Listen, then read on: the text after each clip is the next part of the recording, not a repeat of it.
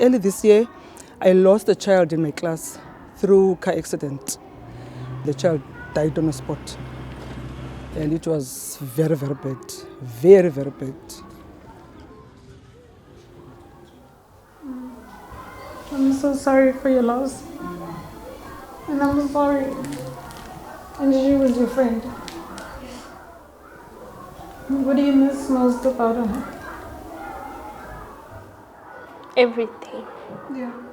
I mean, we used to like playing, walk together. So I would say talking to her. So out here in Khayelitsha, there was a need to address the road safety issues, and with the help of the FIA Foundation, to work towards getting children safer journeys to schools. As you can see, it's very busy. And we've got kids that are now going home. Before the project came about, there was really nothing to keep them safe. But now we have the road humps, we have the raised crossings.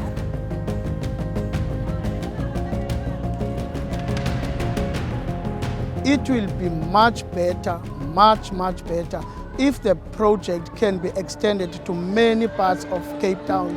It will make a huge difference.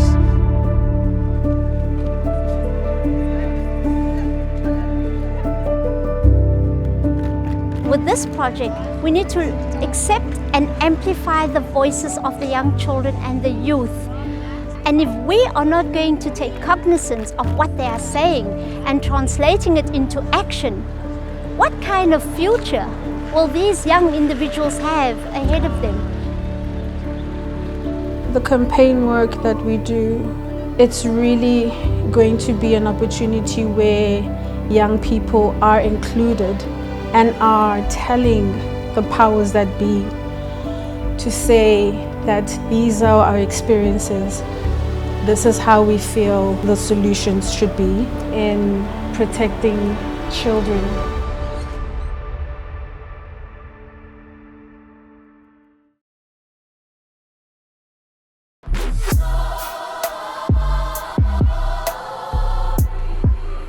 I think one of the big problems in Mexico City is the traffic. It could be very dangerous to the teenagers.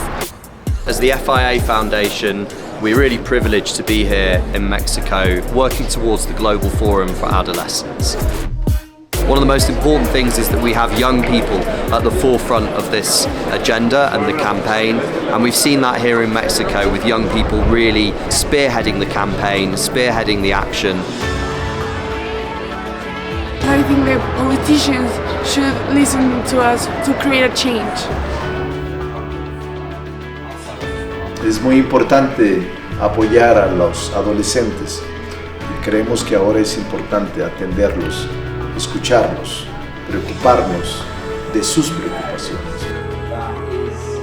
Mi problema más grande como joven es preocuparme que no todos los jóvenes como yo podamos tener la misma educación y los mismos derechos. The most important thing about what we're doing is that we're trying to galvanize and mobilize as much young people and adolescents as possible, because everything is centered around adults, and we really need to start taking into consideration adolescents and what they think, what they need, what they fear, and what they hope.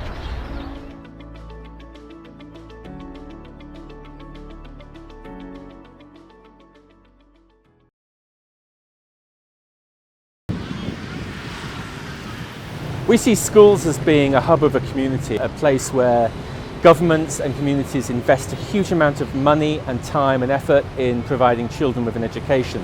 So schools should also be the focal point for starting road safety, safe system work. If we can make the journey to school safe, where sidewalks are being introduced, where speed bumps are being introduced, where speeds are being lowered, that's what we're trying to do here in Vietnam, together with AIP Foundation and the government. That's what we hope to see happening in many other countries in the world. Thì đối với ý kiến cá nhân của mình là một lãnh đạo của nhà trường thì cái vấn đề an toàn của học sinh luôn được đặt lên hàng đầu. Thế thì đối với mình, theo mình thì ở Việt Nam thì cái điều kiện hạ tầng và nó có một cái số khác biệt so với các nước trên thế giới. Nó do cái sự phát triển của nó không có theo cái quy hoạch, cho nên là hiện tại thì mình thấy là có một số lượng không nhỏ là các trường nó nằm trên các cái trục đường lộ. đường quốc lộ, cho nên là nó đe dọa rất lớn đến cái vấn đề mà an toàn học sinh khi tham gia đến trường. We have seen how important good design is for cities. Designing infrastructure, reducing speed in school zones. We have achieved a great success in the center of Vietnam, where we have turned all schools in the city into a 30km/h school zone. Infrastructure was put in to make children safe on their way to school. We did advocate the government to pass the very important legal document to reduce speed for school zone from 40 km/h to 30. We also advocate for the Pleiku City to pass the first school zone definition for Pleiku City, and it's also the first definition for Vietnam. So we see that the government here really start to focusing on road safety, especially for the children. There's also from the parents demands a better road safety for their kids.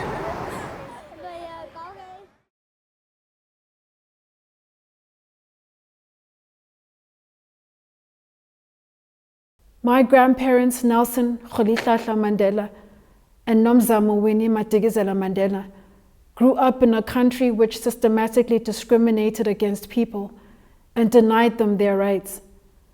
It was a country where people did feel routinely threatened and were abused while attempting to go about their daily lives. My campaigning with the FIA Foundation and its Child Health Initiative is shining a light on this kind of injustice. And what we're saying is that our transportation systems need a serious rethink. Millions of young people are killed, injured, or suffer ill health as a result of a transport system which fails to prioritize their needs. And I've seen it firsthand here in Africa. Children terrified as they try to walk to school, facing speeding traffic and breathing toxic air. We must have safe and equitable transportation for all. And we want to see this included in a global summit for young people. This summit should bring together all the issues that affect our young people, whether it be sexual harassment and abuse, mental health, poor nutrition, or road safety. We're putting road safety at the center of a wider agenda, and we're calling for urgent action. We're campaigning on some well-defined priorities. We want safe crossings and footpaths to protect pedestrians and vulnerable road users. We want a maximum of 30 kilometers an hour where children and traffic mix. We want safe walking and cycling to be supported and promoted. We do not need to search for a vaccine for road traffic injury. We have the solutions right in front of us.